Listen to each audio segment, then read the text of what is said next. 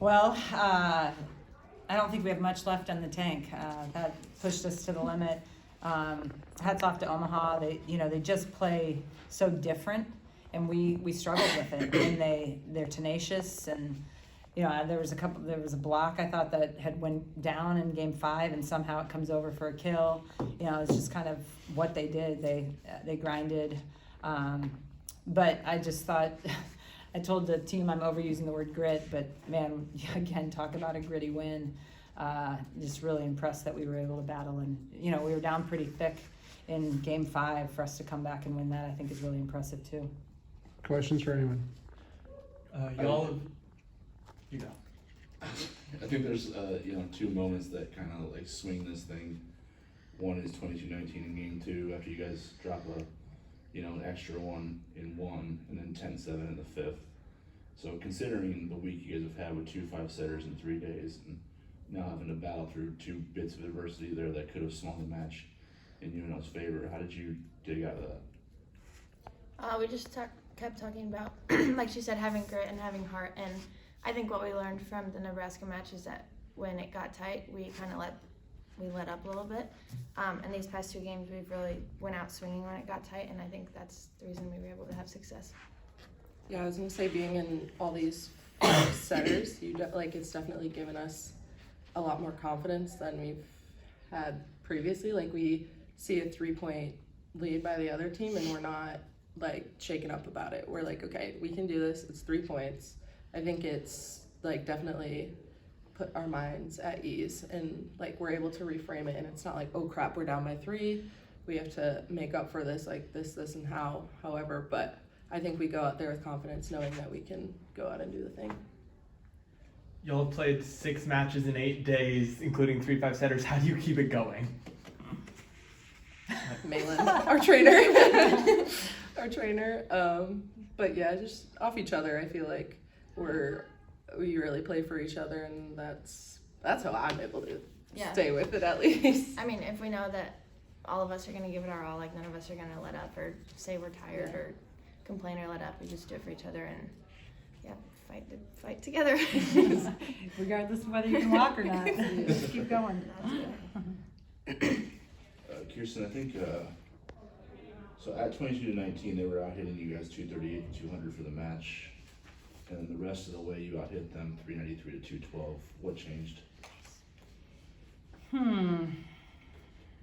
I don't think it was anything tactical. I mean, we tried to move around our sets a little bit more. We started to see where some people are having some success. I think they were trying to seal the line on our slide hitters, so we discussed that a little bit. We tried to move Norah and Ava around a little bit, but I felt like Norah kind of worked into the match, and I would guess some of that is the fatigue of getting the body going again, because we actually were discussing, I said this to her early in the match, of does she have the legs to play today, because the first game she didn't hit at a high clip, and then to finish the match at 300, it's pretty impressive when she took a record high swings yesterday, which is not a record that she wanted to have.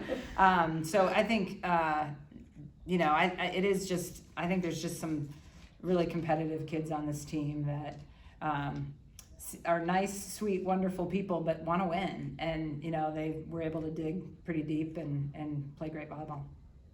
With the way this week went and the way the game trended, they almost pulled off that comeback. I guess, would you say you guys almost played better with your backs on the wall? I thought we played pretty well in set 4. I liked that a lot more. I don't know, Joelle. I think the one thing with this team is they have proven that they will not give up, though. So whatever the scenario, they're not going to give up on each other. And I said in the locker room that these are big, powerful moments for life. If you've got a team that's not going to give up on each other, it could be a work team, it could be a team.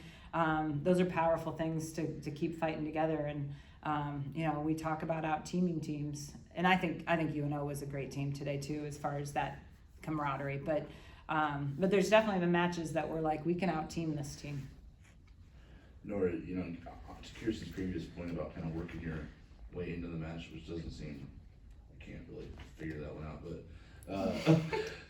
you were as your offense was starting to get going, you did start slowly in terms of your efficiency, but over your last 30 kills, you didn't make one error, you had 15 kills. how did your body feel as you got into that match? Did you feel like? How did your body feel? I feel great. You were just saying you were cramping up. It was more so on defense. Oh, okay. What was the question? Sorry. Yeah, just how did your body feel as the match went on? Because you got much sharper. At least on the stat sheet, you know. No, I was doing fine. It did take me a while to get used to it. I didn't have, well, okay. I was gonna say I didn't have that great of a game yesterday in terms of errors. But I think just our team instills a lot of confidence in each other, and I think that really helped me today. And as the match progressed, we just kept on emphasizing going after it, being aggressive, and that just, I don't know, that helps me to go swing hard. In the fifth set, they were just trying to feed McCormick the whole time. In the last 4 points, y'all really shut her down. Like, what changed those last 4 points? I think we just wanted it. She did incredible that game, all of them. But I think it took us a long time to but like change what we were doing against her. And I think the last couple points especially, we really were just we wanted to shut her down super badly. Yeah. I was gonna say, she had gone a while eating us up, and I know, just like, especially being at the net, we were all standing there and we were like, let's get her. Like, we wanted to. A lot of you knew stop where it the down, ball was yeah. going. But, you know, Bus in particular had a night. You know, she really struggled against Florida State, and one of the things we said in the scouting report is she's streaky, and when she's confident, she is salty, and she was salty today. So, and, you know, we'd know what was going to happen, and it would still be a kill. So it was frustrating at different times. And then Norah, you had back-to-back at the end of the game. What was running through your head when you got that last block? I don't know. Everyone just started tackling me. I don't know. You tackled me first. I don't know. She told me to dive, so I dove, and that worked out. Kiara, as a blocking aficionado, how did you grade out Nora's final? Oh, it was amazing. Well, Thank you. because I was long gone. I was thinking the ball was going the other way, and it was just, especially that, it had just seemed like so frustrating. Our blocking just felt frustrating that game, because we would go one way and then they would just hit the other way, and then the next time we would go that way, they just hit, and then they would hit the opposite. So it just, I don't know, it's like finally works out, and it just seals the game, and that was just. It's a frustrating team to play, Yeah. and I mean that as a compliment to UNO. I mean, they run a very unorthodox offensive pattern or speed, and, you know, out of system they're running fast, and they just do some things that you don't see very often, and we really had no prep time for it, other than verbal, and, you know, so we didn't get to practice anything in practice to prepare for it. So, you know, kudos to them. Ava set another career high back-to-back days, talking about her impact on the offense. Well, we moved her to the outside for really, it was a matchup issue. So we moved her over to the outside, which inevitably is going to give her more balls. The thing I think that Ava has impressed us all with is she just goes for it, you know, and I think her first weekend she'd go for it and hit low into the block. And she spent a week learning to hit high, not learning, but really focusing on hitting high. And, you know, she's been, I really like that in tight moments. She's been someone that's like, give it to me, I'm going to swing hard, you know. And I think that's awesome. And she did a great job again today. One of your prevailing thoughts from why you guys lost in Nebraska was you felt like they were more aggressive in set 5. Did you feel like after you see now some tangible results against Florida State and now UNO, that lesson kind of stuck, that you felt like the team really kind of realized that that's the reason it went that way, and, you know, they weren't going to let it happen again? I think so. I'd ask them. Yeah. You know, I think that was a pretty powerful moment for us.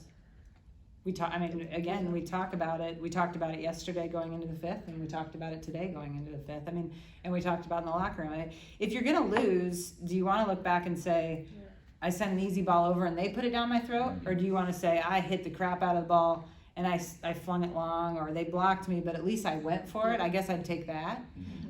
So, you know, we want them to feel comfortable, you know, within reason. If it's a bad set, you can't be stupid. But if you get a ball, go for the jugular, and you know, I'd take these guys on a good ball. I think the percentages are in our favor.